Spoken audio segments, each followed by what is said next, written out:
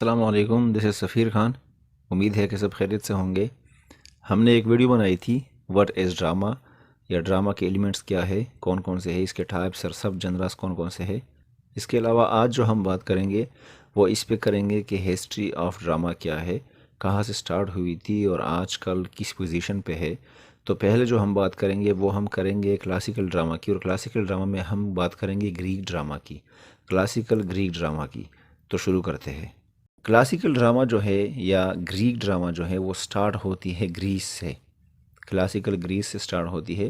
Greece में दोस्तों एक सिटी का नाम था एथेंस, और उसमें ड्रामा की स्टार्ट हुई थी, ओरिजिनेट हुआ था ड्रामा उधर से। तब उस ज़माने में ड्रामा की तीन जनरास थे। एक था ट्रेजेडी, दूसरा कॉमेडी और तीसरा था सेटायर प्ले। सबसे पहले जो ड्रामा था वो ट्रेजेडी के फॉर्म में था। मतलब ट्रेजेडी किसे कहते हैं वो भी आप लोगों को उस वीडियो में मिल जाएगा, जिसमें एक बड़ा हादसा हुआ हो, हीरो को या हीरोइन को नुकसान हुआ हो। दूसरा जो टाइप है वो कॉमेडी है, और कॉमेडी से मुराद हम मजाक के तौर पर इस्तेमाल करते हैं, जो आम लोगों में वो बनाई जाती थी या उसमें उसके उस पर लिखी जाती थी। तीसरा जो सटायर प्ले है वो एक किस्म का क्रिटिसिज्म होता है किसी इंसान पे, किसी मुल्क, नेशन या कल्चर पे, तो उसको हम सटायर प्ले कहते हैं। ट्रेजेडीज़ जो है या कॉमेडीज़ या सटायर, पहले ट्रेजेडीज़ को इंट्रोड्यूस किया गया था उस ज़माने ग्रीस में, एथेंस में। और तब कंपटीशंस होते थे राइटर्स के दरमियान ड्रामास को लेके, कि हम इस कंपटीशन में कौन टॉप पे आता है, कौन सेकंड और थर्ड पे आता है। तो ये जो कंपटीशंस थी ये एक सालाना एक प्रोग्राम मुनक्किद होता था गॉड डोनिसस के बारे में। ये जो ग्रीक मिथोलॉजी है इसमें बहुत सारे गॉड और गॉडेसेस हमें मिलते हैं। तो डोनिसस जो है वो उनमें से एक है। उस के सेलिब्रेशन के मौके पे ये कंपटीशंस होते थे 5th BC तक, मतलब 500 BC तक, AD से 500 साल पहले तक ये सारी चीज़ें होती थी। दोस्तों शायद उस ज़माने में बहुत सारे प्ले राइट्स होंगे, बहुत सारे प्लेज लिख किए जा चुके होंगे, लेकिन हिस्टोरियंस को कुछ ही का पता है और कुछ ही के बारे में लिखा है। अरिस्टोटल के मुताबिक थेस्पिस जो है, थेस्पिस, अगर मैं प्रोनाउंसिएशन में गलती कर रहा हूँ तो आई एम सॉरी, क्योंकि ये ग्रीक नेम्स है। थेस्पिस जो है वो एक प्ले राइट था, और उन्होंने सबसे पहले जो चीज़ इन्वेंट की थी वो ये थी कि एक्टर क्या है और वो परफॉर्म करता है स्टेज पे। एक्टर जो था वो थेस्पिस ने इन्वेंट किया था। और ये भी उन्होंने कहा था अकॉर्डिंग टू अरिस्टोटल कि एक्टर जो है वो स्टेज पे बात करेंगे, सिर्फ ये नहीं कि वो कुछ एक्ट करे, इधर उधर चले जाए या फिर जिस तरह चार्ली चैपलिन जो है वो बोलते नहीं लेकिन एक्ट करते हैं फिज़िकली। लेकिन थेस्पस ने ये चीज़ इन्वेंट की थी कि एक्टर्स बोलेंगे भी स्टेज पे।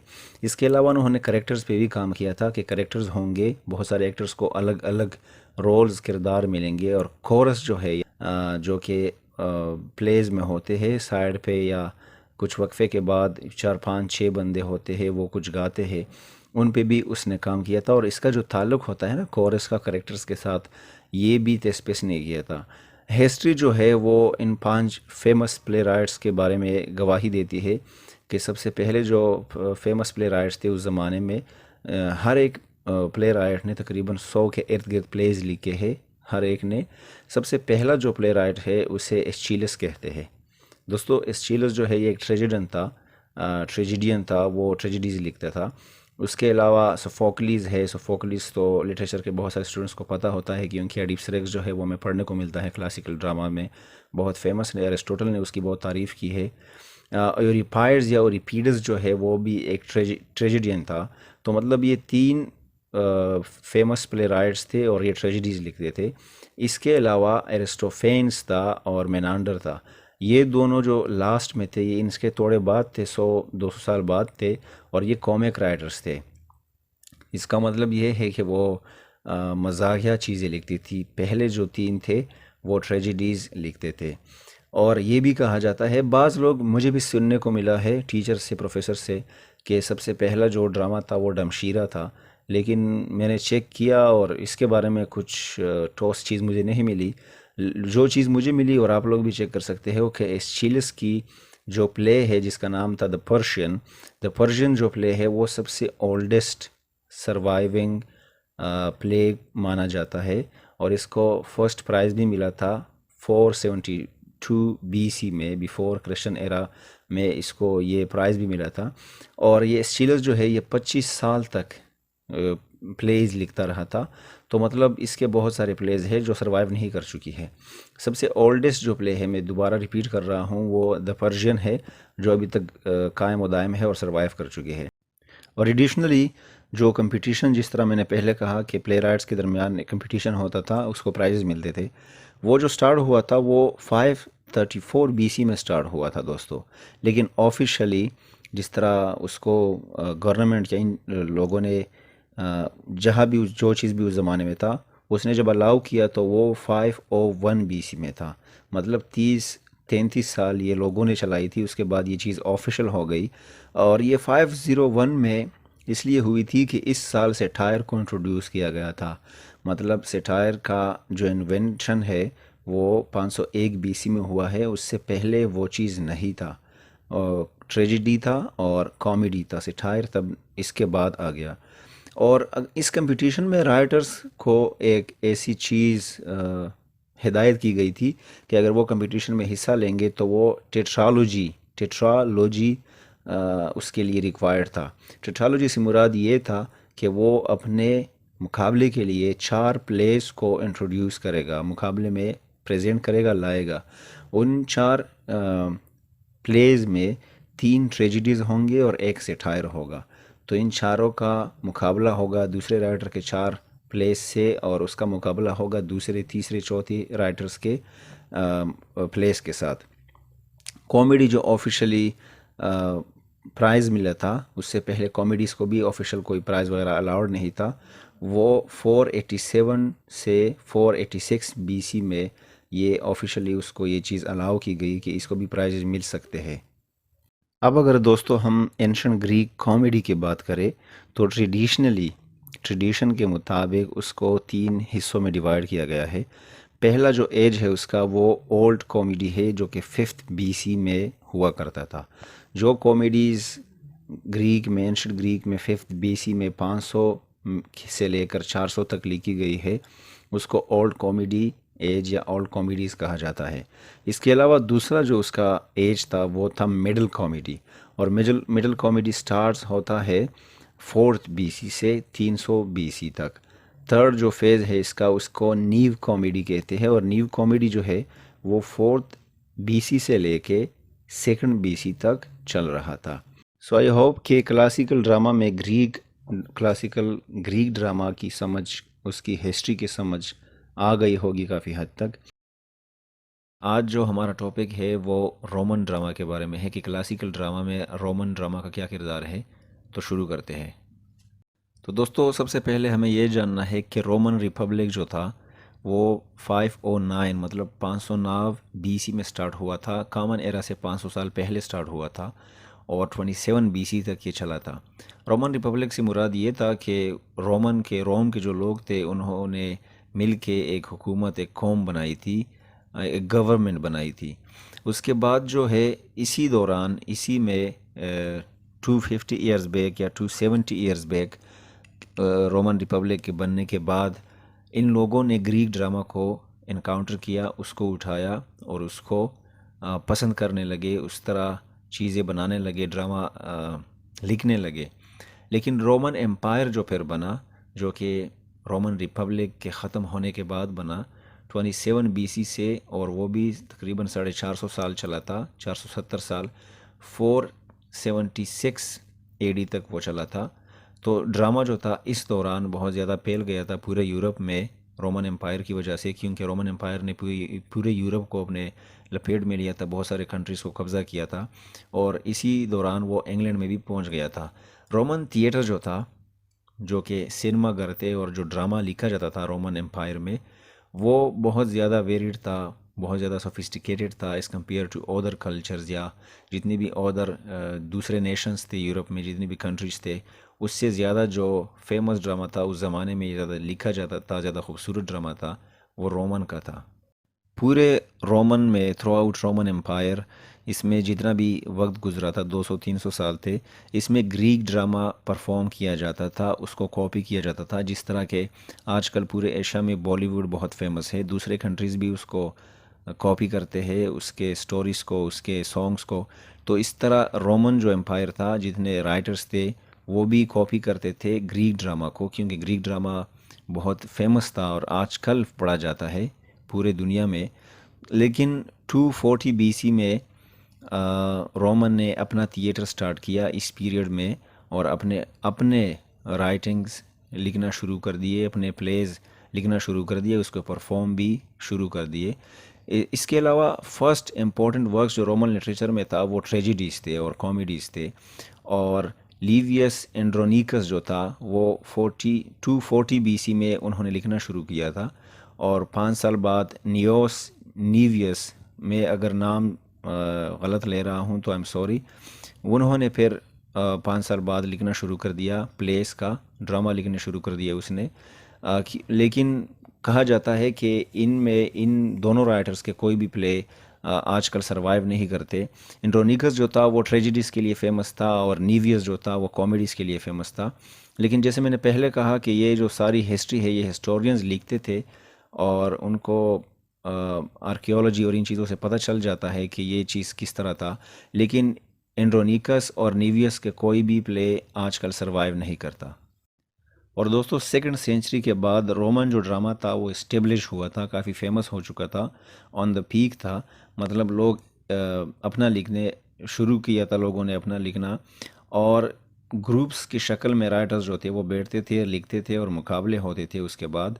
लेकिन एक चीज़ इसमें बहुत कॉमन थी कि ये ग्रीक जो कॉमेडीज़ उनसे पहले 100-200 साल पहले गुजरे थे, ये जो राइटर्स थे रोम के, ये भी उसी सब्जेक्ट्स को लेके उठा के उसके बेस पे चीज़ें लिखते थे या उसी थीम्स पे चीज़ें लिखते थे। नया चीज़ लिखना बहुत कम था रोमन के लिए, रोमन जितने भी राइटर्स थे। और बहुत फेमस जो रोम के राइटर्स थे वो टिटस मैक्यूस प्लेटस था, जिसे प्लेटस कहा जाता है, और फेब्लियस टेरेंटियस एफर है, जिसे टेरेंस कहा जाता है। इन दोनों को आजकल भी पढ़ा जाता है, फेमस है टेरेंस और प्लेटस। और रोमन के जो राइटर्स थे, प्ले राइटर्स थे, इन्होंने कोरस को इंट्रोड्यूस किया था एक अलग चीज़ के लिए। हमने ग्रीक हिस्ट्री में ये पढ़ा था कि कोरस तब से है, एरिस्टोटल ने भी उन चीज़ों के बारे में बात की है। लेकिन रोमन ड्रामा में जो कोरस था वो एपिसोड्स या एक्ट्स को ख़त्म करने के लिए इस्तेमाल होता था। फॉर एग्ज़ाम्पल, एक एक्ट है वो ख़त्म होता है, फिर दूसरे लोग आएंगे, दूसरे एक्टर्स आएंगे, तो इनको डिवाइड करने के लिए कोरस आते थे, वो कोई गाना गाते थे या कुछ और कहते थे, और फिर दूसरा एपिसोड या एक्ट शुरू हो जाता था। और रोमन जितने भी राइटर्स थे उन्होंने म्यूज़िक्स को भी डायलॉग्स के साथ शामिल किया था। जिस तरह आजकल अगर हम कोई मोटिवेशनल स्पीच देख रहे हैं, कोई मूवी देख रहे हैं, तो उसके साथ अपना एक म्यूज़िक होता है। अगर हम रोमांटिक सीन देख रहे हैं तो उसके साथ एक अपना म्यूज़िक होता है। तो डायलॉग्स के साथ म्यूज़िक तब से इंट्रोड्यूस हुआ है। प्लेटस जो था वो बहुत ज़्यादा फेमस था 205 से लेकर 184 बीसी तक, और उसके 20 कॉमेडीज़ जो है अभी तक सरवाइव कर रहे हैं, आजकल पढ़े जाते हैं आजकल भी। और फारसिस के लिए वो बहुत ज़्यादा फेमस था। फारसिस, मैंने कहा था ड्रामा के टॉपिक में व्हाट इज़ ड्रामा, उसमें मैंने सब जनराज ऑफ ड्रामा में फारसिस की भी डिफिनीशन की थी कि वो किसे कहते हैं। वो फारसिस के लिए बहुत फेमस था, और उसके डायलॉग्स जो थे वो बहुत वीटी डायलॉग्स होते थे, मतलब बहुत ही अक्लमंदाना डायलॉग्स थे, और उसके साथ ह्यूमर शामिल था, मजाक शामिल था उस डायलॉग्स में। और ये इसके अलावा पोइटिक मीटर्स के लिए भी बहुत फेमस था, बहुत फेमस था। ऑन द अदर हैंड, अगर हम टेरेंस की बात करें तो वो 166 से 160 के दरमियान रह चुका था और लिख चुका था, और उसके 6 कॉमेडीज़ जो थे वो सरवाइव कर चुके हैं। इससे पहले जो हमने बात की रोमन रिपब्लिक में, जो कि 509 से 27 बीसी तक, 509 से अगर हम देखें तो ड्रामा तो तब से शुरू था, स्टार्ट से। लेकिन तब के जो कॉमेडीज़ है या ट्रेजिडीज़ है वो सरवाइव नहीं कर चुके हैं। लेकिन फेमस जो ट्रेजिडियंस है उसके नाम आजकल भी मौजूद है, और लोग उसको जानते हैं, हिस्टोरियंस उसके बारे में कह चुके हैं, लेकिन उसके वर्क्स जो है वो सरवाइव नहीं कर चुके हैं। बहुत ही टफ नेम्स है। पहला जो था वो क्वेंटस एनियस था, दूसरा मार्कुस पिकुविस था, और तीसरा लूकियस एक्वियस है। एडिशनली रोमन एम्पायर के स्टार्ट से, जो कि 27 बीसी से स्टार्ट था और 476 एडी तक चल रहा था, स्टार्ट में बहुत ही फेमस दो राइटर्स समझे जाते हैं, ट्रेजिडियंस थे। उसका बहुत ही फेमस वर्क्स है, दोनों का सरवाइव कर चुका है अभी तक। लेकिन पहला जो ट्रेजिडियन था वो अननोन है, और दूसरा जो है वो एक स्टोइक फिलोसोफर था जिसका नाम सिनिका था। सिनिका के ट्रेजिडीज़ जो थे वो आजकल सरवाइव करते हैं, और उसके जो ट्रेजिडीज़ है वो ग्रीक ओरिजिनल्स पर बेस्ड है। यूरिपिडस के बारे में हमने पढ़ा था परसों, तो ये उनके सब्जेक्ट्स लेके या उसके थीम्स लेके उन चीज़ों पे बेस्ड है और काफ़ी फेमस है। तो उम्मीद है कि क्लासिकल ड्रामा में रोमन ड्रामा के बारे में मालूमात जान गए होंगे आप लोग। आज हम मिडीवल ड्रामा पे बात करते हैं, शुरू करते हैं। दोस्तों, मिडीवल ड्रामा जो है वो मिडल एज में स्टार्ट होता है, इसलिए इसको मिडीवल ड्रामा कहा जाता है। मिडल एज तकरीबन 64 के एज को कहा जाता है। 1000 के इर्द गिर्द जितने भी चीज़ें लिखी गई है और स्पेशली ड्रामा जो लिखा गया है उसको हम मिडीवल ड्रामा कहते हैं पूरे यूरोप में। तो ये जो एज है ये अर्ली मिडल एजेस में ये मिडीवल ड्रामा स्टार्ट हो जाता है, जैसे ही रोमन एम्पायर ख़त्म हो जाता है। जिस तरह हमने कहा था पहले दो पार्ट्स में, ग्रीक के बाद रोमन स्टार्ट हो जाता है, रोमन ड्रामा, रोमन के बाद मिडीवल ड्रामा स्टार्ट हो जाता है। हालांकि इसमें बहुत बड़ा टाइम सीक्वेंस है, बहुत बड़ा टाइम गैप है इसमें, कि बहुत सारे सालों तक, 100 200 300 सालों तक कोई अच्छा ड्रामा ना सर्वाइव कर रहा है, ना लिख चुका है शायद, या फिर सर्वाइव नहीं कर रहा। तो ये जो है ये रोमन एम्पायर के गिरने के बाद स्टार्ट हो जाता है। और ड्रामा मिडीवल एज में जो था वो चर्च में स्टेज पे प्ले होता था, चर्च में परफॉर्म होता था। चर्च में जो स्टेज है उसमें ये वर्जन होते थे बाइबल के जितने भी इवेंट्स थे। होली बाइबल में जितने इवेंट्स थे, जितने वाक़यात गुज़रे थे उस ज़माने के, तो उस वाक़यात को एक एक करके उस पे प्लेज़ लिखे जाते थे और वो फिर चर्च में ही स्टेज पे परफॉर्म किए जाते थे। और इस तरह के प्लेस को लिटर्जिकल ड्रामास या लिटर्जिकल प्लेस कहते थे। ये प्लेस जो होते थे ये साल में एक दफ़ा सेलिब्रेशन के तौर पर प्ले किए जाते थे, परफॉर्म किए जाते थे। इसका सबसे अर्लीस्ट एग्जांपल जो है वो द ईस्टर ट्रूप है, होम डू यू सीक, किसको आप तलाश कर रहे हो।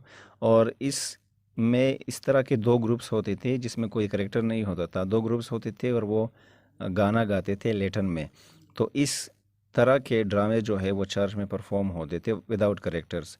11वीं सेंचुरी जब स्टार्ट हो गई, मतलब 1000 के बाद, 1001 2 3 इस तरह, तो यूरोप से लेकर ये सारी चीज़ यूरोप के थ्रू रशिया में, स्कैंडिनेविया और इटली वगैरह में ये प्लेस जो थे ये स्प्रेड हो गए, फैलने लगे, और स्पेन में भी फैलने लगे। हालांकि स्पेन उस वक़्त एक इस्लामिक स्टेट था, उसमें ये चीज़ें बहुत कम पाई गई है या सरवाइव नहीं कर रही स्पेनिश में, लेकिन थोड़ी बहुत फैलाव उधर भी हुई थी। 10th सेंचुरी की अगर हम बात करें 900 के आगे, तो ह्रोस्वीता एक जर्मन फीमेल प्ले राइट है, और जिसको जर्मन फर्स्ट वुमेन भी माने जाता है कि वो फर्स्ट प्ले राइट थी जर्मन में फ़ीमेल्स में। उन्होंने लेटन में बहुत सारे वर्क्स लिखे हैं, और लेटन में जो उन्होंने लिखे थे, हमने एक प्ले राइट को डिस्कस किया था। उसका नाम टेरेंस था, आप लोगों को याद होगा। टेरेंस एक कॉमेडियन था, और ह्रोस्वीता ने उससे कॉपी किया था, लेकिन ह्रोस्वीता के जो सब्जेक्ट्स थे वो रिलीजियस थे, और टेरेंस के जो सब्जेक्ट्स थे वो कॉमेडीज़ पे मुश्तमिल होते थे। सबसे पहला जो सिक्युलर प्ले है, उसके बाद जब हम इसकी बात करें, अगर सिक्युलर प्ले से मुराद जिसमें रिलीजन को टच नहीं किया गया हो, जिस तरह हमने पहले कहा कि ये बाइबल पे बेस होती थी ये प्लेस, तो सबसे पहला जो वर्ल्डली पॉइंट ऑफ व्यू पे जो प्ले लिखा गया था और परफॉर्म किया गया था वो रॉबर्ट एंड मारियन था, और ये 13th सेंचुरी में लिखा गया था। 1200 के बाद एडम डी ला हेल ने लिखा था, जो कि एक फ्रेंच प्ले राइट थे। इसके अलावा 1300 में, मतलब 14th सेंचुरी के स्टार्ट में, इंग्लिश का सबसे पहला प्ले जो माना जाता है वो the interlude of the student in the girl है, वो लिखा गया है। और इसका जो राइटर है वो एनोनिमस है, पता नहीं किसने लिखा है, या फिर उसका नाम सरवाइव नहीं कर रहा। अगर हम लेट मिडल एजेस की बात करें तो फ्रेंच और जर्मन बहुत सारे प्लेस जो है सरवाइव करते हैं।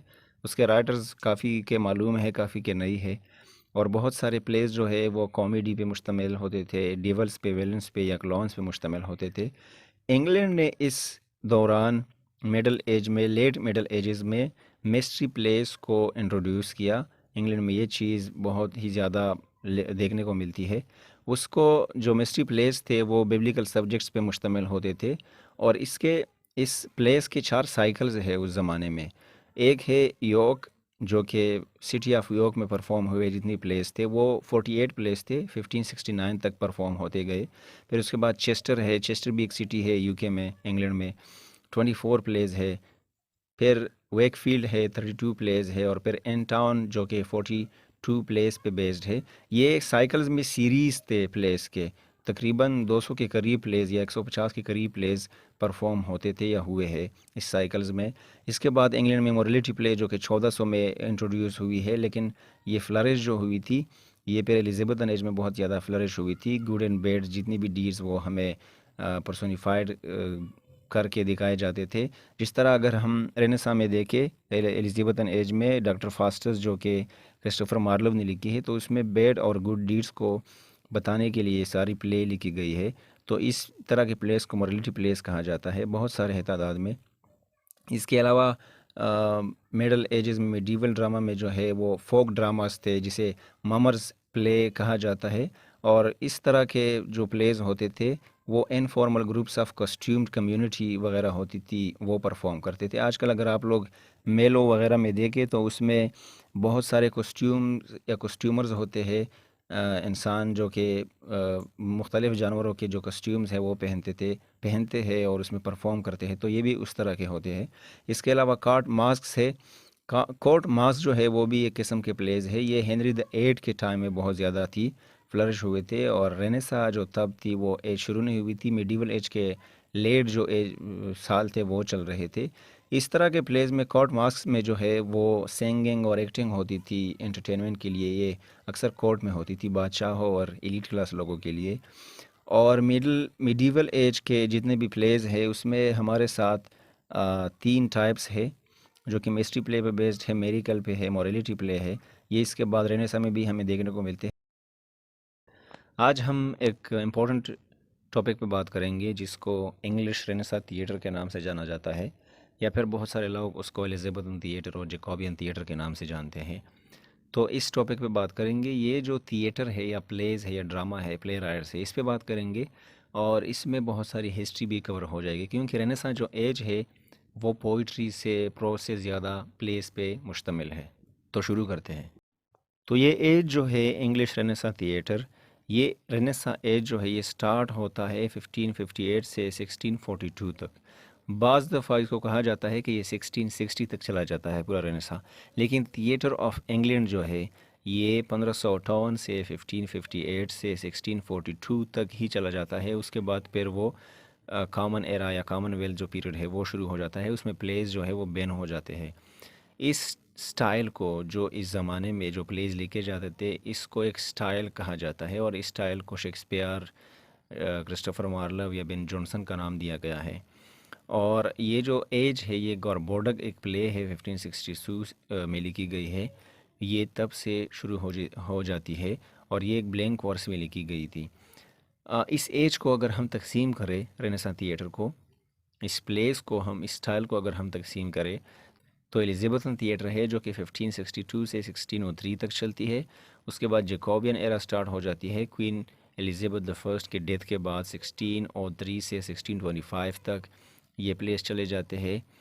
और उसके बाद कैरोलीन थिएटर है जो कि 1625 से लेकर 1642 तक ये थिएटर जो है चली जाती है, उसके बाद ख़त्म हो जाती है। तो ये जो है ये रेनेसां थिएटर के बारे में था। अब अगर साइट्स की बात करें कि ये प्लेस कहाँ परफॉर्म होते थे, तो स्कूल्स होते थे उस ज़माने में, ग्रामर स्कूल्स होते थे, यूनिवर्सिटीज़ में ये प्लेस जो है वो स्टेज पे परफॉर्म होते थे, इन्स में, होटल्स वगैरह में ये प्लेस परफॉर्म होते थे, या मास्क वगैरह में। मास्क में आप लोगों को पता है कि ये कोर्टली प्लेस है, और मैंने पहले भी मिडीवल ड्रामा में इसकी डिफिनीशन की थी। तो जितने भी एलीट क्लास के लोग होते थे वो वहाँ इनको एंटरटेन करने के लिए प्लेस जो है वो परफॉर्म होते थे स्टेज पे। अगर इसकी इस्टेब्लिशमेंट की बात करें कि ये जो थिएटर था ये कब इस्टेब्लिश हुआ और कैसे आगे बढ़ा, तो फर्स्ट जो परमानेंट इंग्लिश थिएटर था उसका नाम था रेड लायन। और रेड लायन जो है ये 1567 में इस्टेब्लिश हुआ था, लेकिन ये एक फेलियर रहा, कामयाब नहीं हुआ, क्योंकि ये बहुत अर्ली एजेस थे, प्ले राइट्स भी इतनी फेमस नहीं थे और राइटिंग में इतना दम नहीं था कि लोगों को अट्रैक्ट कर सके। इसके बाद दूसरा जो थिएटर ओपन हुआ उसका नाम था द थिएटर, जो कि 1576 एडी में यह ओपन हुआ और कामयाब रहा। उसके बाद चलते चलते बहुत सारे और थिएटर्स ओपन हुए, जिस तरह कर्टेन थिएटर है, द रोज़ है, द स्वान है, the globe, the Fortune and the red bull.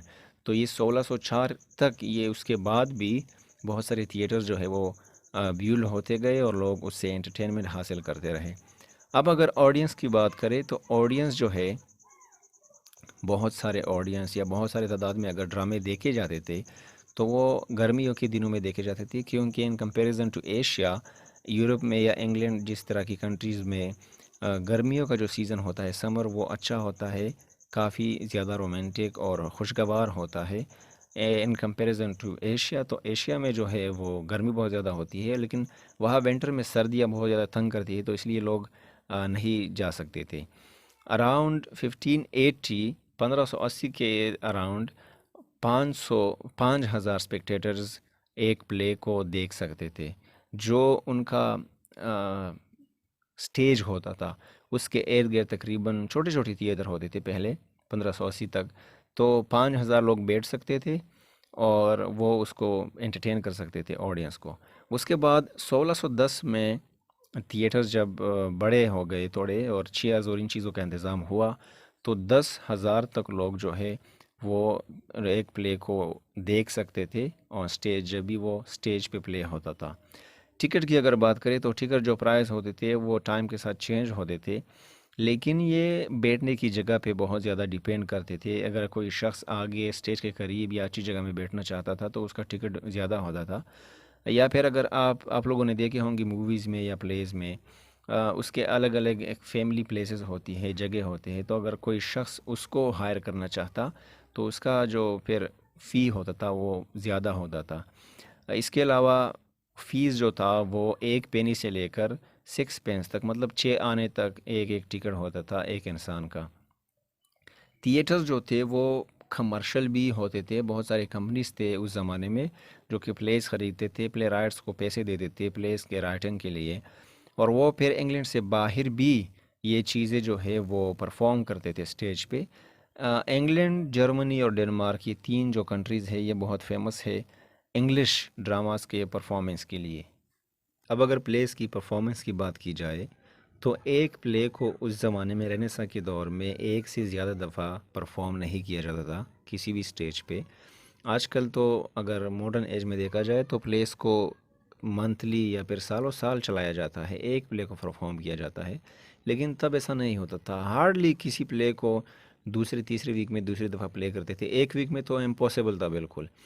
इसके अलावा थॉमस मिडलटन का एक प्ले था अ गेम एट चेस, वो जो है एक साल में 1624 में 9 टाइम्स, 9 दफ़ा एक साल में परफॉर्म किया गया था स्टेज पे। लेकिन उसकी एक ख़ास वजह थी, जिस तरह मैंने कहा पहले कि कोई भी प्ले दो या एक से ज़्यादा दफ़ा अलाउ नहीं किया जाता था, ये जो प्ले अलाउ किया गया था इसमें पॉलिटिकल बातें थी, और उस ज़माने की एलिज़ाबेथन की या जैकोबियन एरा जो चल रहा था, जेम्स द फर्स्ट जो था उसके फेवर में कुछ ऐसे बातें हुई थी, उसकी हुकूमत के फेवर में कुछ ऐसे बातें हुई थी जो कि वो अलाउ करते थे कि इस प्ले को बार बार परफॉर्म किया जाए और लोगों को हमारे बारे में बताया जाए। और एक्टर्स जो होते थे वो सिर्फ मेल होते थे, फीमेल बिल्कुल भी अलाउड नहीं थी। जिस तरह आजकल वुमेन राइट्स की वो चिल्ला रहे हैं उसके हुकूक के बारे में, उस ज़माने में ये चीज़ बिल्कुल नहीं था। Females were not allowed to act on stages, और फीमेल्स के जो करेक्टर्स होते थे, क्योंकि फीमेल करेक्टर्स तो होती है हर एक लिटरेरी पीस में, वो हज़ारों साल पुरानी हो या 500 या 600, तो वो जो फीमेल करेक्टर्स थे वो एडोलेसेंट जो यंग लड़के होते थे, नाबालिग या बालिग लेकिन यंग होते थे, वो उसको परफॉर्म करते थे, और वो फीमेल्स कॉस्ट्यूम पहनते थे, उसकी तरह मेकअप करते थे। और ये जो ये जो प्लेस होते थे ये अक्सर आफ्टरनून के बाद ये स्टेज पे परफॉर्म होते थे, और काफ़ी दफ़ा जब अंधेरा छाया जाता था तो फिर स्टेज में कैंडल्स लगाए जाते थे ताकि स्टेज को का रौनक बढ़ जाए इस चीज़ से। उस ज़माने में रेनेसां में दो तरह के एक्टिंग स्टाइल्स होते थे। एक जो एक्टिंग स्टाइल था वो फॉर्मल था, और दूसरा जो था वो नेचुरल था। तो अगर फॉर्मल की बात करें तो फॉर्मल जो स्टाइल था वो ऑब्जेक्टिव होता था और ट्रेडिशनल होता था। फॉर एग्ज़ाम्पल एक कैरेक्टर है जो कि एक रिलीजियस या फिर ट्रेडिशनल एक स्टोरी पे मबनी है। फॉर एग्ज़ाम्पल आजकल जो आर्थोरल ड्रामा चल रहा है, तो आर्थोरल के करेक्टर को अगर लिया जाए तो ये एक फॉर्मल करेक्टर है क्योंकि इसमें ऑब्जेक्टिविटी है। हिस्ट्री में ये करेक्टर जो है वो गुज़र चुका है, इसमें आप चेंजेस नहीं कर सकते कि आप इसको पैंट शर्ट या टाई पहनाएं। और ये एक ट्रेडिशनल करेक्टर भी है, वो जो बोलता है, वो जो लैंग्वेज बोलता है वो एक टर्किश लैंग्वेज है। और जिस पहाड़ों में, जिस इलाकों में या जिस कबीलों के साथ वो इधर उधर फिर रहा है, तो वो सारे जो है वो ट्रेडिशनल है। तो ये जो करेक्टर हुआ ये एक फॉर्मल करेक्टर हुआ। दूसरा टाइप जो करेक्टर होता है वो नेचुरल होता है। और नेचुरल करेक्टर जो है वो इल्यूजन्स क्रिएट करता है, ऑडियंस के लिए गुमराह करता है, इमिटेट करता है, चीज़ों को कॉपी करता है, फिक्शनल सर्कमस्टांसेस को वो अपनाता है। जिस तरह अगर आजकल के ज़माने में एशिया में अगर आप एक प्ले को लिख रहे हो, परफॉर्म कर रहे हो स्टेज पे, तो आप अगर ग्रीक मैथोलॉजी में चले जाते हो तो ग्रीक मैथोलॉजी के जो करेक्टर्स होते हैं, गॉड और गॉडेसेस, वो हमारे लिए फिक्शनल है। तो आप आजकल के एक्टर को उस चीज़ पे मजबूर कर रहे हो कि वो उस चीज़ को अपनाए, इमिटेट करे, कॉपी करे। तो वो एक फिक्शनल करेक्टर है, वो ट्रेडिशनल या फिर ऑब्जेक्टिव नहीं है। कॉस्ट्यूम्स की अगर बात की जाए, किस तरह के कपड़े पहनाए जाते थे, तो बिल्कुल भी नए कपड़े नहीं होते थे और हर एक एक्टर के लिए कपड़े मौजूद भी नहीं होते थे। कंपनी का एक स्टॉक होता था, जिस तरह मैंने पहले कहा कंपनी होती थी या कंपनीज होते थे, वो प्लेस को ख़रीदते थे राइटिंग फॉर्म में, उसके बाद वो स्टेज पे परफॉर्म करते थे। तो वो उन लोगों ने कपड़े ख़रीद चुके होते थे, बहुत सारे ख़रीदे हुए होते थे। उससे फिर एक्टर्स को पट्टी पुराने भी मिल सकते थे, इस्तेमाल शुदा भी हो सकते थे, और रीयूज्ड कस्ट्यूम्स जो है वो भी मिलते थे बहुत सारे एक्टर्स को। अगर हाई लेवल करेक्टर्स की बात की जाए, जिस तरह अगर किसी प्ले में किंग है, क्वीन है, तो उसको फिर अच्छे क्वालिटी के कपड़े मिलते थे। और लो लेवल के करेक्टर्स जो होते थे उसको फिर स्टॉक से मिलते थे, या फिर बहुत सारे एक्टर्स ऐसे भी होते थे क्योंकि एक्टिंग उसका मशगला होता था, उससे वो पैसे कमाते थे, अपने लिविंग्स जीते थे वो उससे। तो वो फिर ऐसा भी बहुत दफ़ा करते थे कि अपने कपड़े बनाते थे या ख़रीदते थे अपने लिए, और फिर वो फिर उसमें परफॉर्म करते थे। अच्छा, प्ले राइट्स की अगर बात हम करें तो प्लेस जो होते थे वो उस ज़माने में लिखे बहुत ज़्यादा जाते थे। बहुत सारे ऐसे भी प्ले राइट्स थे जिसके 3-3, 4-4 सौ प्लेज़ हैं, लेकिन वो सरवाइव नहीं कर चुके हैं, बहुत सारे गुम गए हैं। तो सबसे ज़्यादा जो प्लेज़ समझे जाते हैं वो 600 से कुछ ज़्यादा या 600 के करीब जो है, वो कहा जाता है कि रेनेसा के प्लेज़ जो है वो सरवाइव कर गए हैं 600 के करीब। और ये जो प्ले राइट्स थे ये सेल्फ मेड मैन होते थे। अगर आप शेक्सपियर का मिसाल लें तो वो पहले गरीब होता था, उसके बाद उन्होंने एक्टिंग स्टार्ट की, फिर एक शेयर होल्डर, एक कंपनी में शेयर होल्डर हुआ, आधी कंपनी उसकी थी। उसके बाद उन्होंने प्ले राइटिंग और ये चीज़ें भी उसके साथ साथ करता था। बेन जॉनसन को अगर आप देखें तो वह भी एक्टर होता था उससे पहले। 1600 के बाद 1600 के बाद किसी भी प्ले राइट ने एक्टिंग नहीं की। 4-5 ऐसे प्ले राइट थे जो एक्टिंग भी करते थे साथ में, गरीबी की वजह से, क्योंकि वो तब तक काफ़ी ज़्यादा पैसे कमा चुके थे, कॉमन ज़िंदगी गुजारते थे ये जितने भी प्ले राइट्स थे। मार्लोव को अगर देखा जाए तो वो एक झगड़े में मारा गया था, या बेन जॉनसन ने एक एक्टर को ड्यूल में, एक लड़ाई में, एक प्ले में ही मारा था। तो प्ले राइट्स जो है वो पेड होते थे, कंपनी उसको पेड करती थी, पे करती थी। और उसके बाद अगर कोई प्ले राइट उसको अपना लिटरेरी पीस किसी कंपनी को बेचते थे, तो वो उसके बाद अलाउड नहीं होते थे कि उसमें चेंज करे या उसको पब्लिश करे या उसको अपना नाम दे। बस वो प्ले राइट सॉरी जो कंपनी थी वो उसकी मर्ज़ी के बाद फिर उसकी मर्ज़ी से वो पब्लिश होती थी और स्टेज पे परफॉर्म होती थी। और बहुत सारे ऐसे भी प्लेस होते हैं जो होते थे जो कि एडवांस में बिक चुके होते थे। शेक्सपियर के बहुत सारे प्लेस जो है वो एडवांस में, उसे एडवांस मिलता था और उसके बाद बहुत सारी लड़ाइयाँ भी हुई थी, वो नहीं लिखते थे। एक हिस्टोरियन हम उसे कह सकते हैं। एक कंपनी का ओनर था, फिलिप हेंसलोवी नाम था उसका। उसकी एक डायरी है जो कि बहुत काम आ रही है आजकल रेनेसा एज के बारे में और प्ले राइट्स के बारे में। उस डायरी से मालूम होता है कि 6 या 7 पाउंड जो है वो एक प्ले राइट को मिलते थे। और बहुत सारे जो राइटर्स होते थे वो 1 या 2 प्ले एनुअली साल में लिखते थे, पूरे साल में 1 या 2 प्लेज लिखते थे। तो इसका मतलब ये है कि it was a tough moment for them के बहुत सारे प्लेज लिखे। शेक्सपियर को अगर आप देखें फॉर एग्ज़ाम्पल, तो उसके 38 प्लेज हैं टोटल जो उन्होंने सोलो लिखे हैं, अकेले अकेले लिखे हैं। बहुत सारे राइटर्स ग्रुप्स में लिखते थे। और ये जो 38 प्लेज़ उन्होंने लिखे हैं ये 2 डिकेड्स में लिखे हैं, तकरीबन 20 साल में उन्होंने लिखे हैं। लेकिन शेक्सपियर जो था वो फाइनेंशियली सक्सेसफुल था, वो एक शेयर होल्डर था कंपनी में और एक एक्टर भी था, साथ में प्ले राइटिंग भी करता था। बेन जॉनसन जो है वो भी काफ़ी पैसे कमा चुका था, लेकिन अर्ली जो फिगर्स होते थे, जो अर्ली प्ले राइट्स थे, जिस तरह जॉर्ज पील है या रॉबर्ट ग्रीन है और बाद में ब्रूम है या फिलिप मैसेंजर है, ये फाइनेंशियली बहुत अनसर्टन रहे हैं, स्ट्रगल की ज़िंदगी गुजारते रहे हैं, गरीब होते थे और प्योरिटी के साथ वो बहुत स्ट्रगल कर रहे थे। ये उनकी बायोग्राफीज़ जो है, बायोग्राफर जो है वो कह रहे हैं, वो कहते हैं। और बहुत सारे अक्सर जो प्ले राइट्स होते थे वो कोलाब्रेशन में लिखते थे, दो तीन चार पाँच जिस तरह के प्ले राइट्स इकट्ठे होते थे और फिर वो एक कंपनी के लिए एक प्ले लिखते थे, वो उसके पैसे मिलते थे उसे। और ऑफ कोर्स ये पैसे जब डिवाइड होते थे तो कम कम होते थे, जो सोलो लिखते थे उससे ज़्यादा मिलते थे। शेक्सपियर और जॉनसन और दो तीन और ऐसे राइटर्स हैं जो उसके बारे में कहा जाता है कि ये सोलो लिखते थे, अकेले लिखते थे। और ये एक्सेप्शनल केसेस है, क्योंकि जो सोलो प्लेज है वो मंथ्स में लिखे जाते थे, 3 4 5 या 10 मंथ्स में एक प्ले लिखा जाता था, और जो ग्रुप्स में लिखे जाते थे वो वीक्स में लिखे जाते थे, हफ्तों में। वोल्पोनी एक प्ले है जॉनसन का, काफ़ी फेमस है, वो उन्होंने सोलो लिखा है और वो एक अच्छा एग्जांपल है कि उन्होंने बहुत जल्दी लिखा है, 5 हफ्ते में उन्होंने ये प्ले लिखा है। फेमस प्ले राइटर्स जो थे अगर उसकी बात करें हम, तो जॉर्ज पील है, जॉन लेले है, थॉमस किड है, क्रिस्टोफर मार्लोव है, रॉबर्ट ग्रीन है, विलियम शेक्सपियर है, जॉर्ज चैपमन है, बेन जॉनसन है, थॉमस डेकर है, थॉमस हेवुड है, जॉन वेबस्टर है, ये भी काफ़ी फेमस है, आजकल भी पढ़ी जाते हैं, थॉमस मिडल्टन है, और फिलिप मैसेंजर वगैरह जो है ये उस ज़माने के रेनेसा के फेमस प्ले राइट्स में से है। अब जनरस की अगर हम बात करें तो किन अकसाम के प्लेज तब लिखे जाते थे? पहले तो बहुत ज़्यादा जब जोर दिया गया है, जो कि हम कम पढ़ते हैं, हम ट्रेजेडी और कॉमेडी को पढ़ते हैं कि रेनेसा में, लेकिन हिस्ट्री प्ले जो है वो बहुत ज़्यादा, ये एक फेमस जनरा रहा है उस ज़माने का, रेनेसा एज का। तो इंग्लिश और यूरोपियन हिस्ट्री जो है वो इस प्लेज में हमें देखने को मिलती है। फॉर एग्ज़ाम्पल शेक्सपियर की अगर आप प्ले देखें, रिचर्ड द थर्ड या हेनरी द फिफ्थ, ये किंग्स पे बनाई गई है, यूरोपियन हिस्ट्री है। मार्लव को अगर आप देखें तो एडवर्ड द सेकंड उन्होंने एक प्ले लिखी है, या जॉर्ज पील ने प्ले लिखी है, famous Chronicle of king Edward the first वगैरह।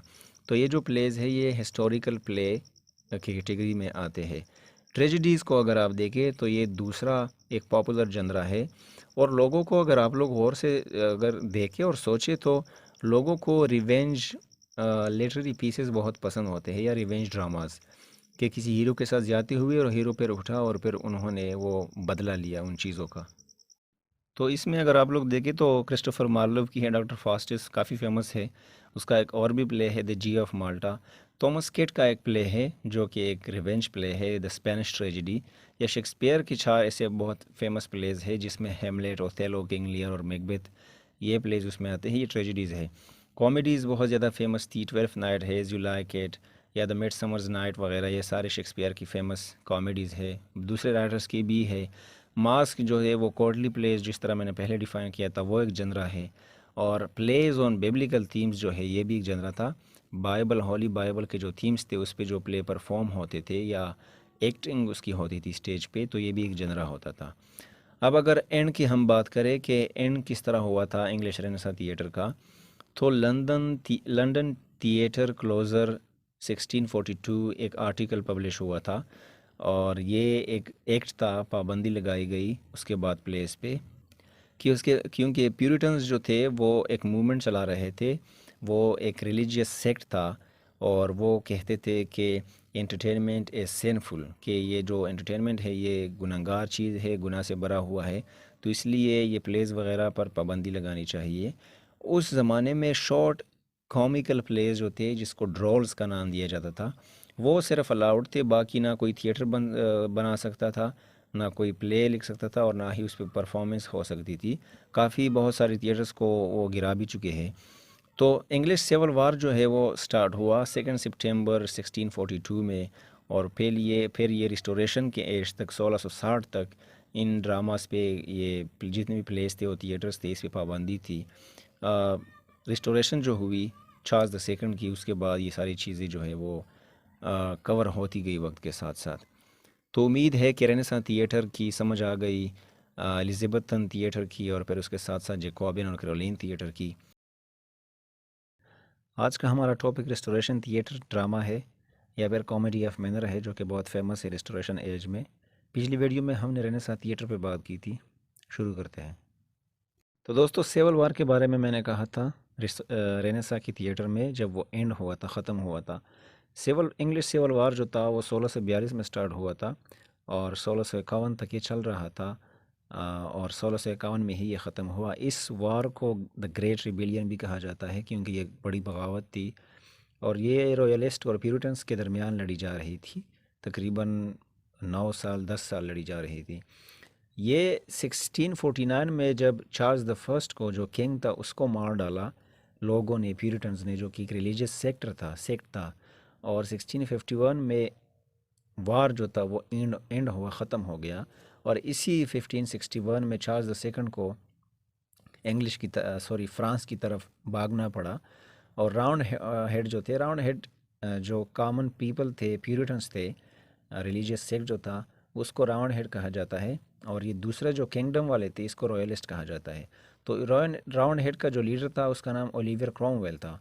और तकरीबन उसने 8 साल हुकूमत की थी उस ज़माने में, किंगडम के ख़त्म होने के बाद।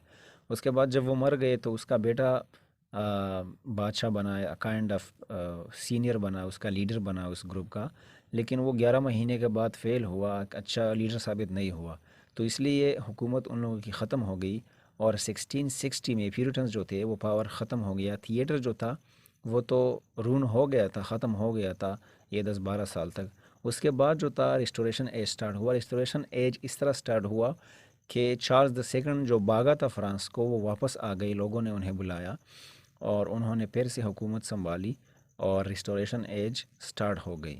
अच्छा, अब अगर थिएटर की बात करें तो चार्ल्स द सेकंड जैसे ही वापस आ गए, उसको पावर वापस मिला, वो एक किंग बने, बादशाह बने, तो उन्होंने थिएटर फिर से खोल दिए। उस ज़माने में अगर देखा जाए तो पोइट्री को लोग किस तरह एंजॉय करेंगे या प्रोस को किस तरह। तो स्टेज पे जो चीज़ परफॉर्म होगी, ये सीडीज़ और कैसेट्स वगैरह तो थे नहीं तब। तो स्टेज पे चीज़ें परफॉर्म होने लगी, क्योंकि चार्ल्स सेकंड समझते थे कि ये लोग बहुत ही गहरी मुजालिम के शिकार थे और ये उन चीज़ों से अब बाहर निकल आए हैं, बल्कि सारी कौम जो थी इंग्लैंड की वो बाहर निकल आए हैं। तो इन लोगों को थोड़ा एंटरटेन होना चाहिए और एंटरटेनमेंट मिलनी चाहिए। तो ये जो थिएटर था फिर से ओपन हो गया। लेकिन तब जो थे प्लेस, थिएटर जो थे वो रिपीटरी थे, अच्छे से सूटेबल प्लेस नहीं थे। उसी इनिशियली जो प्री कॉमनवेल्थ प्लेस थे, मतलब रेनेसां था या ग्रीक का, इसको और स्पेशली रेनेसां के प्लेस जो थे उनको बहुत ज़्यादा कॉपी किया जाता था। रेनेसां के प्लेस में बीमॉन्ट और फ्लेचर को, ये दो राइटर्स है, रेनेसां के प्लेस में काफ़ी फेमस है। इतने ज़्यादा नहीं लेकिन काफ़ी हद तक पढ़ा जाता है आजकल भी इनको। आप लोगों ने अगर सेल्फ रिलायंस पढ़ा है, राल्फ वेल्डो एमरसन की जो ऐसे है बहुत फेमस, उनमें भी इस राल्फ वेल्डो एमरसन ने इन दोनों का एक हवाला लिया है, एक एपिलॉग है उस ऐसे के स्टार्ट में। तो बेमॉन्ट और फ्लेचर को बहुत ज़्यादा परफॉर्म किया जाता था स्टेज के उसके प्लेस को। और 1680 तक जो था हीरोइक प्ले, ये एक जनरा है, ट्रेजेडी है, हीरोइक ट्रेजेडी, ये तब बहुत ही पीक था।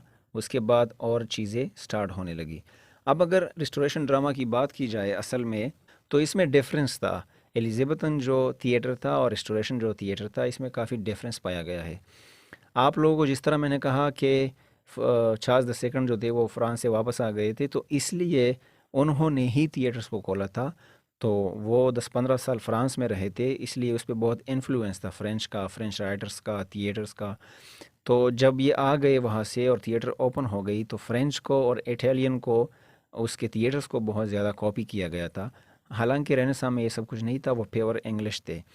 और कॉपी इसलिए भी किया गया था कि चार्ल्स द सेकंड जब आ गए तो वो वहाँ रहे थे। इसके बाद 1685 में जब जेम्स द सेकंड किंग बने चार्ल्स द सेकंड के बाद, तो वो भी कैथोलिक थे पर्सनली। वो लोगों को कहते थे कि मैं एक प्रोटेस्टेंट हूँ। इंग्लैंड में प्रोटेस्टेंटिज्म ऑन द पीक था और वो कहते थे कि मैं प्रोटेस्टेंट हूँ, लेकिन असल में वो कैथोलिक थी, इसलिए उसको बाद में निकाला भी गया 88 में। अब अगर देखा जाए तो इस प्लेस के जो ये प्लेस ट्रेजेडी जो है, ये एक्स्ट्रा ऑर्डिनरी डीड्स पे बेस्ड थे और इसके जो थीम्स थे वो लव और ऑनर वगैरह, करेज, इन पे बेस्ड होते थे। ये जो था, ये पीरियड जो अब चल रहा था, ये न्यू क्लासिकल रूल्स पे बेस्ड था। जिस तरह अगर आप लोगों ने मेरी वीडियो देखी हो इंग्लिश लिटरेचर की हिस्ट्री की, तो जिस तरह रेनेसां डिवाइड है थ्री सब एजेस में, इस तरह न्यू क्लासिकल थ्री सब एजेस में डिवाइड है। पहला रिस्टोरेशन है 1700 तक, उसके बाद ऑगस्टन एज है, उसके बाद एज ऑफ जॉनसन है, और उसके बाद फिर रोमांटिसिज्म स्टार्ट हो जाता है। तो न्यू क्लासिकल रूल्स इस पे अप्लाई किए जाते थे। और ये जो मैंने पहले कहा कि रेनेसां के प्लेस को दोबारा प्ले किया जाता था, तो इनको एक अलग शक्ल में मोल्ड किया जाता था, उसके वर्क्स को मोल्ड करते थे। फॉर एग्ज़ाम्पल शेक्सपियर का एक प्ले है रोमियो एंड जूलियट, तो उसमें रोमियो एंड जूलियट एंड में मर जाते हैं, लेकिन इधर जो परफॉर्म होता था वो उसको अलग तरीके से परफॉर्म करते थे और लिखते थे, तो बाद में रोमियो एंड जूलियट को मिला देते थे। या फिर अगर आप किंग लियर को देखें, जो शेक्सपियर ने एक फेमस ट्रेजेडी उसकी लिखी है, उसको अगर देखें तो किंग लियर को बाद में किंगडम नहीं मिलती, लेकिन इधर न्यू क्लासिकल के रूल्स के मुताबिक और स्टेज पे जब परफॉर्म होती थी, तो इसके मुताबिक किंग लियर को अपना बादशाहत वापस मिल जाता था। हेरोइक ट्रेजेडी को राइमिंग पेंटामीटर कापलेट्स में लिखा जाता था, ये ब्लैंक वर्स में नहीं था। इनको मैं एक वीडियो में डिस्कस कर लूँगा कि मीटर्स वगैरह क्या है, ब्लैंक वर्स क्या है। और इसमें जो करेक्टर्स होते थे वो अक्सर सुपर ह्यूमन पे बेस्ड होते थे। थीम्स जो इसके बड़े आइडियल थीम्स होते थे वो लव था, ऑनर था और करेज वगैरह था। और ये हीरोइक ट्रेजेडीज़ जो होते थे वो ट्रेडिशनल एपिक पे या रोमांस पे बेस्ड होते थे। ट्रेडिशनल एपिक से मुराद ये है कि आपके जो कल्चर, अपने सकाफ़ती जो चीज़ें होती है या जो पुरानी कहानियाँ होती है जिसको हम मिथ भी कहते हैं समहाउ, उसको उस पे ये बेस्ड होते थे। तो उनके अपने जो इंग्लैंड के ट्रेडिशनल होते थे कहानियाँ उस पे बेस्ड होते थे, और उसके जो रोमांसेस थे उस पे बेस्ड थे। और इसके जो सबसे इस एज का सबसे जो पॉपुलर राइटर था हीरोइक ट्रेजेडी का, वो जॉन ड्रायडन को माना जाता है। हालांकि इसको बहुत ज़्यादा सिटराइज्ड भी किया गया था, जॉर्ज वेलर्स ने किया था। और ड्रेडन जो है फिर भी उन्होंने यही स्टाइल और ट्रेजेडी और कापलेट्स में लिखना जारी रखा 1670 तक। और फिर 1680 में 1680 में ये चीज़ जो थी हीरो ट्रेजेडी ख़त्म होने लगी। हीरोइक ट्रेजेडी में ड्रम्स होते थे स्टेज पे, ट्रम्पेट्स होते थे, स्टेज के ऊपर ही बैटल्स होते थे। रेनेसां में ये चीज़ नहीं थी। और रिच कॉस्ट्यूम्स, ये जो बैटल्स होते थे ये प्ले में होते थे, परफॉर्म होते थे, असल में नहीं कि लड़ाइयाँ करते हो। रिच कॉस्ट्यूम्स होते थे उसमें, मतलब उसके जो कपड़े होते थे वो बहुत ही आला और उम्दा किस्म के होते थे। रेनेसां की तरह नहीं जिसमें वो स्टॉक होता था कंपनी का और वो जो भी चीज़ मैंने उठा लिया। जॉन ड्रायडन जो है, इसने जो सबसे पहला प्ले लिखा था वो द वाइल्ड जेलेंट था 1663 में। और उसके डायरेक्टली बाद ही उसी दूसरे साल उन्होंने एक दूसरा प्ले लिखा जो हीरोइक स्टाइल और हीरोइक ट्रेजेडी उसी से स्टार्ट होता है, द इंडियन क्वीन, जो 1664 में उन्होंने लिखा था, और तब से ही ये एज स्टार्ट हो गया। दोस्तों, ये जो हीरोइक ट्रेजेडी थी या इसके अलावा जो ड्रामे लिखे जाते थे, और जिस तरह मैंने कहा कि जॉन ड्रायडन को बहुत फेमस माना जाता था, तब बहुत फेमस थे, ऑन द पीक उसके ड्रामास देखे जाते थे बहुत ज़्यादा। तो इसमें वल्गैरिटी बहुत ज़्यादा थी। ये बात आप लोगों ने सुनी होगी कि रेनेसां में ये चीज़ नहीं थी, लेकिन जैसे ही रिस्टोरेशन एज आ गया, ऑडियंस को भी वल्गैरिटी चाहिए थी, सेक्सुअल डिज़ायर, ये चीज़ें ऑन द पीक थी। और कॉमनली लोग इस चीज़ के बारे में बात करने लगे थे, राइटिंग में, स्टेज पे ये चीज़ें, इसको नशर किया जाने लगा था। तो कुछ फीमेल्स राइटर्स हैं जिनको ये चीज़ क्रिटिसाइज़ करना पड़ा, और इसलिए वो कॉमेडी ऑफ इंट्रीग पे आ गए। उन्होंने कॉमेडी ऑफ इंट्रीग लिखना शुरू कर दिया। कॉमेडी ऑफ इंट्रीग कॉमेडी का एक किस्म होता था, और इसमें एक राज छुपी होती थी अपने आप को सेव करने की।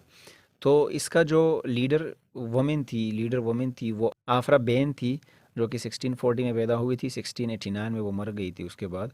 लेकिन उसने ये स्टेप उठाया था कि औरतों के ख़िलाफ़ ये चीज़ें ना की जाए, क्योंकि औरतों को एज एन इंस्ट्रूमेंट माना जाता था उसके प्लेज़ में, जो भी किरदार होते थे, करेक्टर्स होते थे।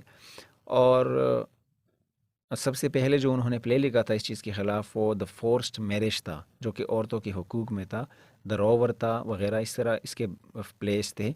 इसके अलावा इस ज़माने में एक्ट्रेसेस भी ऑन द स्टेज आ गए थे। रेनेसां में या उससे पहले फ़ीमेल एक्टर्स नहीं थे एक्ट्रेसेस, तो इसके बाद रिस्टोरेशन में ये भी स्टेज पे आते थे और परफॉर्म करते थे। आफ्रा बेन को 3 और फीमेल राइटर्स ने फॉलो किया था, उसके स्टाइल, उसके तरीके से लिखते थे कॉमेडी ऑफ इंट्रीग में। एक का नाम कैथरीन ट्रॉटर था, दूसरे का नाम मेरी पेक्स था, और तीसरे का नाम डिला रिवरी मेलने था। अब अगर हम रिस्टोरेशन में एक और नोटेड टॉपिक पे बात करें तो वो होगा comedy of manner. Comedy of manner के लिए ही रिस्टोरेशन के ड्रामा और थिएटर को जाना जाता है। इसके अलावा इसकी ट्रेजेडीज़ वगैरह इतनी फेमस नहीं हैं। तो ये जो कॉमेडी ऑफ मैनर था, ये नए किस्म के ऑडियंस थी इस ज़माने में। जिस तरह मैंने पहले कहा, इनको नए नए चीज़ें चाहिए थी, वॉल्गर हो या सिंपल हो या जो भी हो, लेकिन नए आइडियाज़। वो रोमियो एंड जूलियट या पुराने वगैरह या ट्रेडिशनल कहानियाँ उनको नहीं चाहिए थे।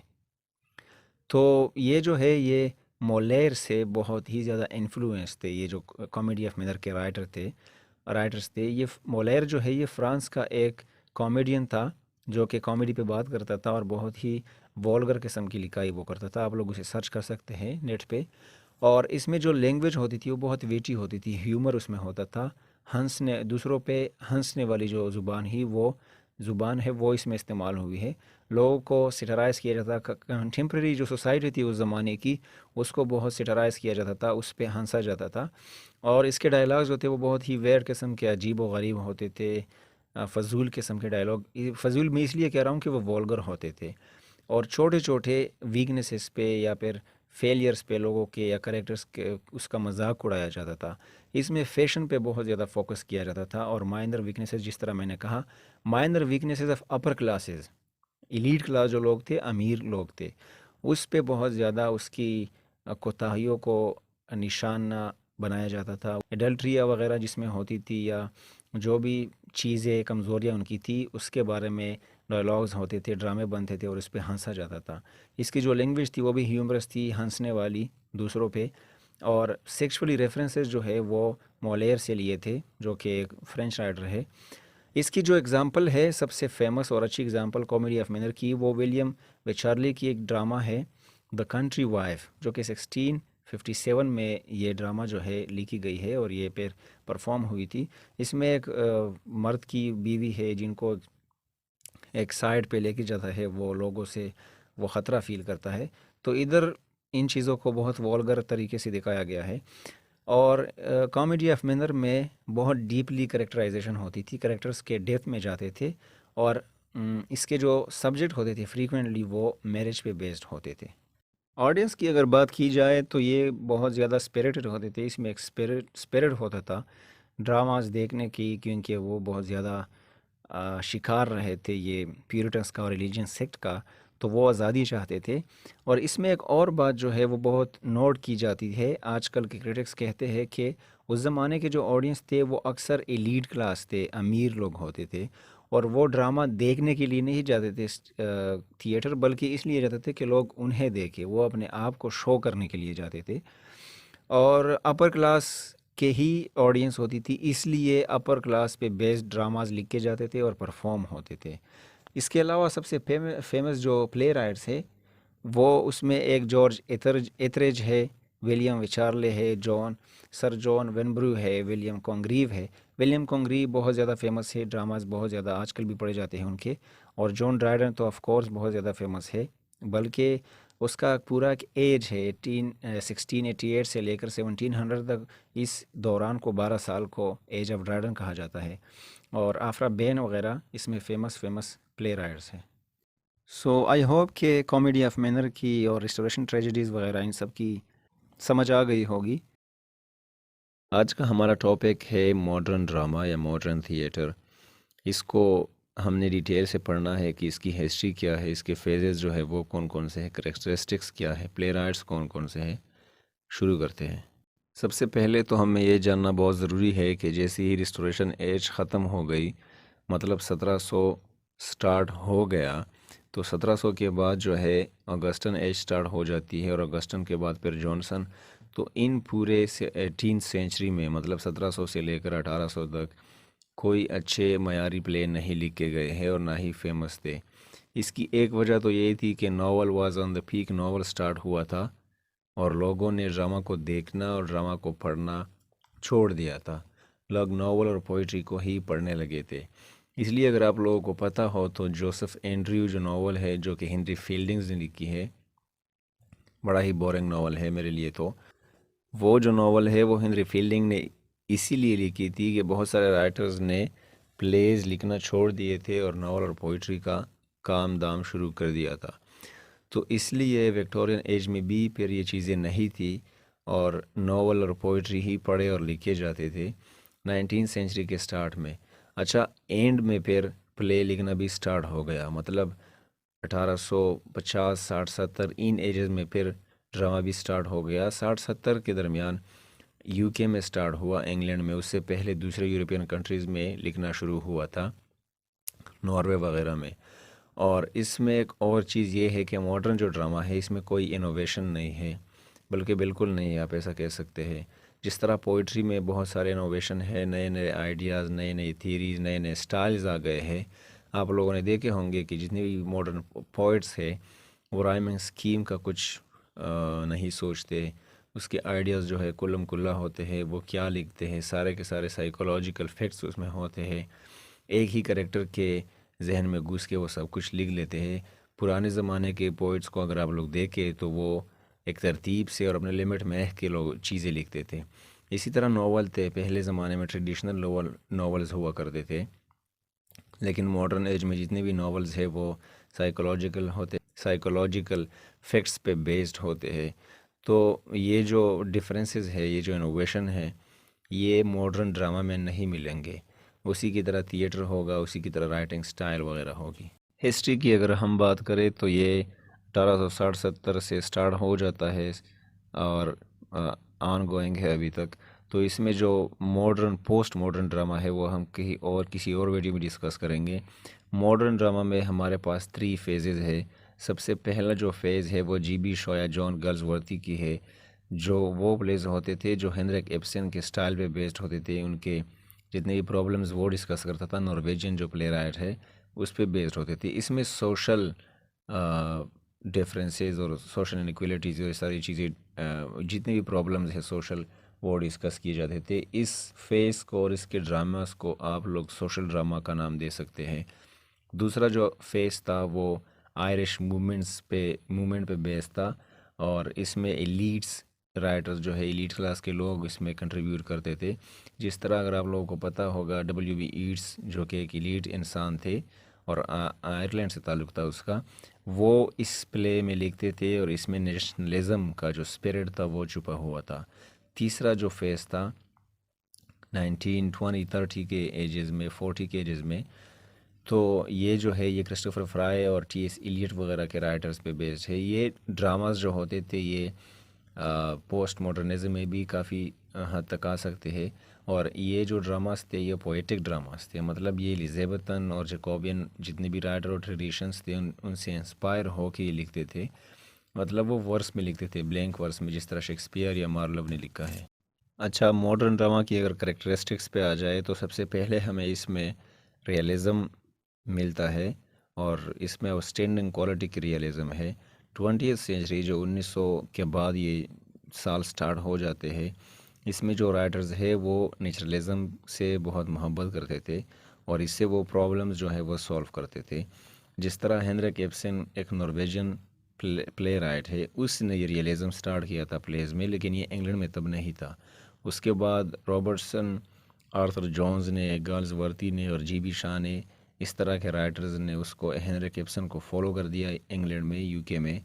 और उसके बाद जो है ये प्रॉब्लम प्ले पे लिखने लगे, जिसमें प्रॉब्लम्स के सलूशंस आते थे, लोगों को बताया जाता था कि इस तरह के प्रॉब्लम्स है हमारी सोसाइटी में और इसको इस तरह हल करना है, मैरिज है, लॉ है, एक्सेट्रा। आप लोगों ने डॉल्स हाउस पढ़ा होगा या देखा होगा, हेनरिक इब्सन की जो फेमस प्ले है वो एक प्रॉब्लम प्ले है। तो इसके बाद बहुत सारे ऐसे मॉडर्न एज में इंग्लैंड में भी आ गए जिसमें प्रॉब्लम सॉल्विंग की चीज़ें या करेक्टरिस्टिक्स मौजूद है, वो रियलिज़म में आते हैं। दूसरा जो करेक्टरिस्टिक है वो प्ले ऑफ आइडियाज़ है। पहले जो ड्रामाज होते थे उसमें एक्शंस होते थे और इसमें आइडियाज़ है रेदर देन एक्शंस। तो ये स्टेज पे करेक्टर्स जो होते हैं वो आपको एक्सप्रेशन के थ्रू समझाते हैं कि सोसाइटी ये है हमारी, इसमें ये प्रॉब्लम्स है और ये इस प्रॉब्लम्स को इस तरह हल करना है। इसके अलावा इसमें रोमांटिसिज्म है। और मॉडर्न एज में एक एडिशन करता चलूँ कि मॉडर्न एज में बहुत सारे ऐसे करेक्टरिस्टिक्स मिलेंगे जो कि पहले पूरे पूरे एज में, पूरे पूरे एरा में एक ही करेक्टरिस्टिक होता था। जिस तरह रोमांटिसिज्म है या रियलिज़म है या कुछ और है, रेशनलिज्म है पूरे न्यू क्लासिज्म में। तो इधर इसमें आप लोगों को ये सारी करेक्टरिस्टिक्स जो है वो मिल जाएंगे। रोमांटिसिज्म इसमें इसलिए था कि वो रेनेसा को फॉलो करते थे और रेनेसा से बहुत ज़्यादा इम्प्रेस थे मॉडर्न राइटर्स। पोएटिक प्लेज आपको मॉडर्न एज में मिलेंगे, जो कि टी एस इलियट ने ये ट्रेंड स्टार्ट किया था और उसके बाद स्टीफन फिलिप्स ने, जॉन ड्रिंकवाटर और ईट्स जिस तरह के राइटर्स ने इसको फॉलो किया था। मतलब वो क्रिस्टोफर मार्लो और शेक्सपियर की तरह ब्लैंक वर्स वगैरह में पोइट्री में लिखते थे ड्रामाज। इसके अलावा हिस्टोरिकल और एंड बायोग्राफी प्ले है, तो उसमें आपको हिस्ट्री दिखाई जाती है या बायोग्राफी लोगों को दिखाई जाती है, जिस तरह जी बी शाह की प्ले है सीजर एंड क्लियोपेत्रा, या जॉन ड्रिंकवाटर की अब्राहम लिंकन पे बनाई है या मेरी स्टुअर्ट पे बनाई है। इसके अलावा इसमें आयरिश मूवमेंट जो चला था, जिस पे डब्ल्यू बी यीट्स ने बहुत सारे पोइम्स भी लिखे हैं, ईस्टर वगैरह, तो ये इस पे भी बहुत सारे करेक्टर्स आयरिश मूवमेंट के मॉडर्न ड्रामा में आप लोगों को दिखाई देंगे। और ये केल्टिक जो रिवाइवल है लिटरेचर में वो लेके आता है। केल्टिक्स जो केल्ट्स होते थे पुराने यूके या इंग्लैंड के जो बाशिंदे होते थे, असल में जो वेल्स और आयरलैंड और स्कॉटलैंड में अभी तक मौजूद है। तो इस प्ले के राइटर्स जो होते थे वो W B Yeats, James Synge और टी सी म्यूरी वगैरह ये लिखते थे। और ये रियलिस्टिक करेक्टर्स लिखते थे जो एक्सप्रेशंस लोगों को देते थे, होप के और एस्पायरेशन के, आयरिश पीपल को, आयरिश लोगों को।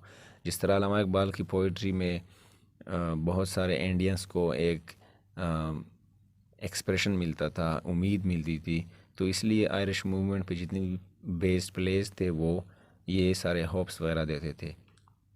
मॉडर्न ड्रामा में वुमेन का बहुत ज़्यादा बड़ा किरदार है और ये जो प्लेज़ है ये एम्पावरमेंट ऑफ वुमेन के बारे में भी बहुत कुछ लिख चुके हैं, राइटर्स लिख चुके हैं। इसमें एक और चीज़ है कि इस प्लेस के जो लीडिंग रोल्स है, पहले जो होते थे पहले ड्रामाज में या नॉवेल्स वगैरह में, तो उसमें साइड रोल्स मिलते थे वुमेन को या करेक्टर्स उनके होते थे।